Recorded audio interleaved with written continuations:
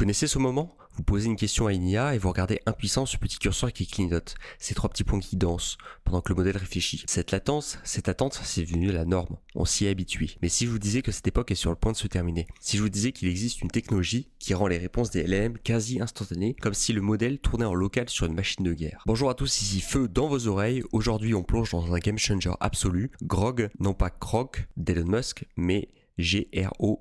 C'est une plateforme d'API qui permet une chose simple mais révolutionnaire, une vitesse d'inférence qui ridiculise la concurrence. On parle de modèles comme Llama 3 qui débitent plus de 1000 tokens par seconde, c'est la folie pure. Dans cette vidéo, on va décortiquer ensemble ce que c'est exactement, combien ça coûte, et vous allez être surpris, quels sont les avantages au-delà des LLM classiques, et surtout on va voir 3 cas d'usage concrets pour intégrer cette puissance dans vos projets, en ligne de commande, dans notre cher workflow N8N et sur un site web. On se retrouve du coup directement sur l'interface de Grok. Donc là, on est sur leur site internet officiel, bien sûr. Donc là, ils nous présentent un petit peu les puces. Donc les puces qui sont des LPU, des Language Processing Unit, qui sont spécialement conçus pour traiter en fait des modèles de langage qui sont déjà précis. C'est-à-dire qu'en fait, c'est beaucoup plus rapide qu'une puce GPU, donc une puce de carte graphique, qui pour elle traite la donnée un peu différemment. C'est pour ça qu'en fait, leur système va super vite. Donc comme on peut le voir avec le pricing, on tape directement pricing, on peut voir juste ici que on arrive jusqu'à 1000 tokens par seconde avec le GPT OSS 20B, ce qui peut être super pratique soit pour du codage, soit pour, on va dire, de la création pure et dure, pour que ça aille encore plus rapidement. Et on a aussi Kimika 2 qui peut nous intéresser, j'en avais parlé dans une précédente vidéo, et qui peut être super intéressant justement par rapport à ça. Pareil, ce qui peut être intéressant aussi, c'est du Llama 4 Scout et Llama 4 Maverick. Je vous rappelle, c'est ceux de Meta, du coup, de Facebook, et on peut voir juste ici que ça va jusqu'à 600 tokens par seconde presque, donc c'est vraiment super rapide. Alors moi, ce que je vous conseille, si vous faites un petit peu des côtés créatifs, de la publicité et du marketing, je vous conseille d'utiliser Llama 4 Maverick, du coup en API. On verra par la suite comment l'utiliser.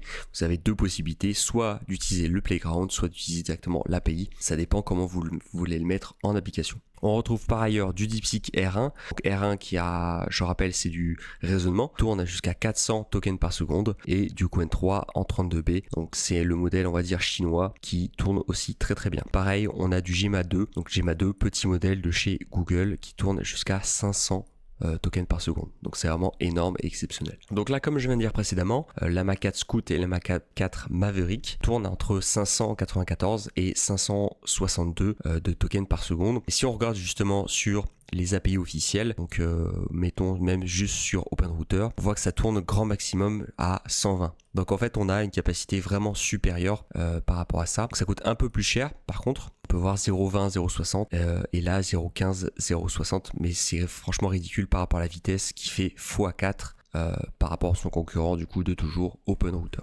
Pareil, en comparant du coup Kimika 2 sur Grok et Kimika 2 sur OpenRouter, là on peut voir qu'on est à 54 de tokens par seconde, alors que là on est à 200.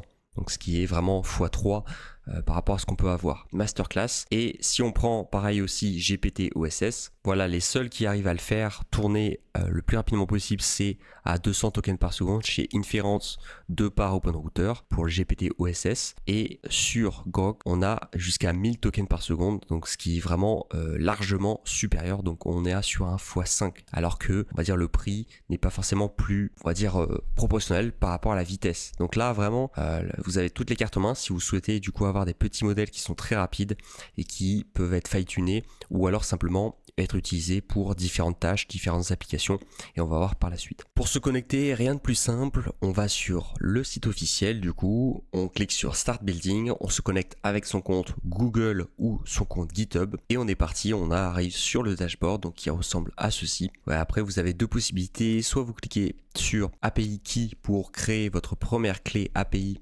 Et dans ce cas-là, vous allez utiliser sur Klein, N8N, etc. Donc en externe, soit vous pouvez directement l'utiliser en Playground, exactement comme GPT, avec l'API de GPT ou sur OpenRouter avec la fonction chat. Donc en cliquant juste ici, vous sélectionnez en fait le modèle. Et là, vous rentrez votre système prompt utilisateur et juste ici, le user prompt du coup comme ceci. Et là, on voit que c'est franchement super rapide. Donc là, je vous fais un test. Donc là, je vous fais un test assez rapide. Hop, je ferme juste ça. Je clique sur Submit et regardez, là, je suis en temps réel. Voilà, il m'a fait tout ça déjà de base. Alors que j'avais simplement demandé du coup créer mon Hello World en HTML complet.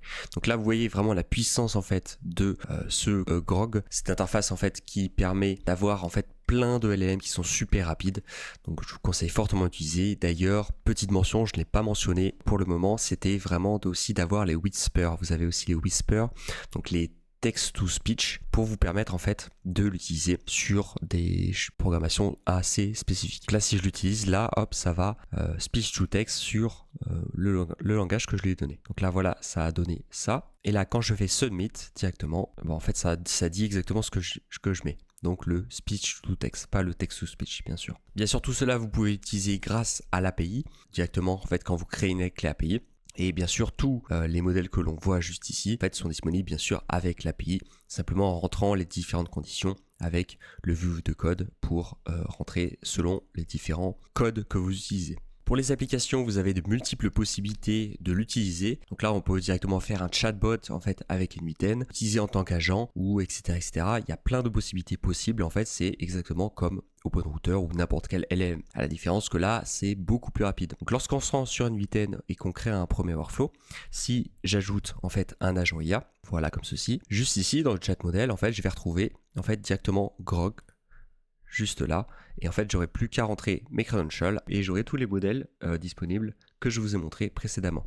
Donc là en fait les possibilités sont vraiment infinies et en fait ça fonctionne exactement de la même manière. Ça coûtera légèrement plus cher par rapport à OpenRouter, par rapport à d'autres modèles, puisque on paye, on va dire, la vitesse. Proportionnellement à ce qu'on paye, en fait c'est ridicule. Donc je vous conseille fortement d'utiliser si vous recherchez la vitesse plutôt que la performance. Une des nombreuses applications du coup que l'on peut faire avec Grog, c'est aussi l'application du coup sur Klein. Donc j'en avais parlé dans une précédente vidéo, je vous conseille de la regarder. Mais lorsqu'on se rend en fait sur Klein, on peut directement choisir en fait les différents types de modèles. Donc là, on peut avoir du coup différentes sources. Donc là, bien sûr, on a OpenRouter. Klein a lancé son propre fournisseur. Je vous conseille de regarder un petit peu ce qui se passe. Vous avez aussi Claude Code, un peu le chouchou ou les préférés des codeurs. Et vous avez bien sûr, hop, juste ici, celui qui nous intéresse, Grok, avec, bon là j'ai mis Kimi K2 Instruct, mais en fait on les a tous un par un. Et là par exemple on peut utiliser donc le GPT OSS 20B, plus rapide en tout cas, et on peut lui donner directement la même configuration qu'on lui a donné précédemment. Donc là pour faire un test de benchmark, je me mets directement avec les deux modèles du coup, exactement les mêmes modèles, Llama 4 Scout, un avec Grok et l'autre avec OpenRouter. Donc là hop, je clique, et donc là c'est vraiment en temps réel. Voilà, donc je lui ai demandé un truc simple, c'est pas non plus la mer à boire. Mais voilà, là c'est très rapide. Et il va directement après me chercher. Donc là, je vais arrêter. Hop. Voilà, c'est juste pour vérifier qu'il a fait bien la tâche. Et de l'autre côté, vous pouvez voir que c'est beaucoup plus lent. Mais ça, en fait, de fil en aiguille, si vous avez un gros projet, ça peut être bien pratique du coup d'avoir vos LLM du coup sur cette plateforme plutôt que sur OpenRouter, puisque la vitesse est vraiment décuplée de x5 x4. Donc quand vous faites du vibe coding ou du low coding, ça peut être super intéressant de faire ça. Et je dois dire d'ailleurs que même en termes de compréhension, j'ai l'impression que comme en fait il a beaucoup plus de vitesse, la performance en fait joue plus avec ça, puisqu'en fait l'architecture, comme je vous l'avais dit, est en LPU et pas en GPU. J'ai l'impression qu'il va plus conscientiser entre parenthèses ce qu'il va faire plutôt que, on va dire, sur OpenRouter, où là, c'est beaucoup plus schématique. Donc il va faire plus pas par pas. Et après ça dépend bien sûr des pré-prompts en fait qui sont inclus dans les différents fournisseurs. Donc ça c'est vraiment des grandes variables qu'on ne peut pas toucher. Donc je vous conseillerais de faire vos propres tests et de me dire en commentaire. Pour ce qui est des LLM à prendre pour le codage, ce que je vous conseille c'est de coder avec du Kimi K2 Instruct. Donc la version la plus récente sera celle avec la série de numéros. Donc là pour le coup ce sera 0905 pour moi. Vous pouvez aussi utiliser Llama 4 Maverick qui est très très bien. Llama 4 Scout sera un petit peu plus réduit puisque c'est un modèle qui est un peu plus petit. Pour ce qui est du coup de GPT OSS 120B et 20B, ce sera plus pour combler du texte, faire des petites choses en fait au fur et à mesure et plutôt l'utiliser bien sûr pour des petites tâches comme justement corriger des erreurs, que ce soit grammaticales ou syntaxiques que vous pourriez avoir sur vos pages HTML ou sur vos pages Node.js ou autres. Pour ce qui est de vos agents chatbot à faire au fur et à mesure, donc si c'est des agents vraiment chatbot pour écrire à la place, ce que je vous conseille c'est de viser la vitesse donc du GPT-OSS 120B, du GPT-OSS bien sûr 20B, c'est le plus rapide forcément de la plateforme, et vous pouvez utiliser aussi du Llama Scout qui est très très bien, que ce soit sur votre N8N ou sur un plugin que vous aurez configuré sur WordPress. Pour ce qui est des agents IA qui sont totalement autonomes, donc ceux qui, on va dire, font votre travail à votre place et qui ne doivent pas dépendre des humains, je vous conseille forcément des modèles de raisonnement qui vont raisonner à la place en fait d'une personne. Donc ça va être du DeepSeek, Qwen Coder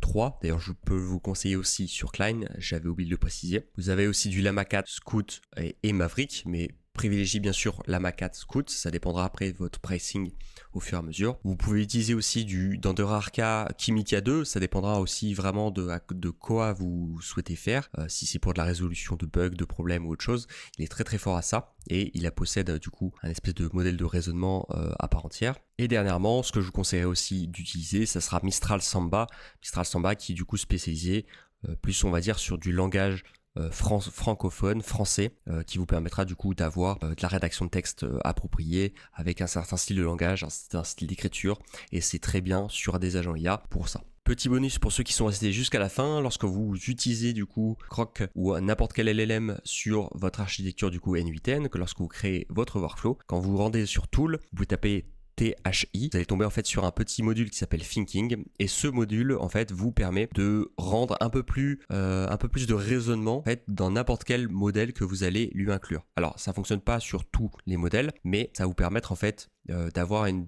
intelligence supérieure sur le modèle que vous allez faire. Imaginons que vous avez un modèle qui est fort en codage, pas très fort en termes de raisonnement, et ben en fait en incluant ceci sur votre agent IA directement ici, vous allez pouvoir avoir un espèce de raisonnement un peu plus supérieur que ce qu'il pourrait avoir avec ce qu'il pourrait avoir du coup classiquement s'il n'avait pas du coup cet outil. J'espère que cette vidéo vous a plu. Je rappelle que je propose des formations pour aller plus loin si vous souhaitez apprendre à gagner de l'argent sur internet avec l'IA et l'automatisation, ou si vous souhaitez en apprendre plus pour gagner en compétences.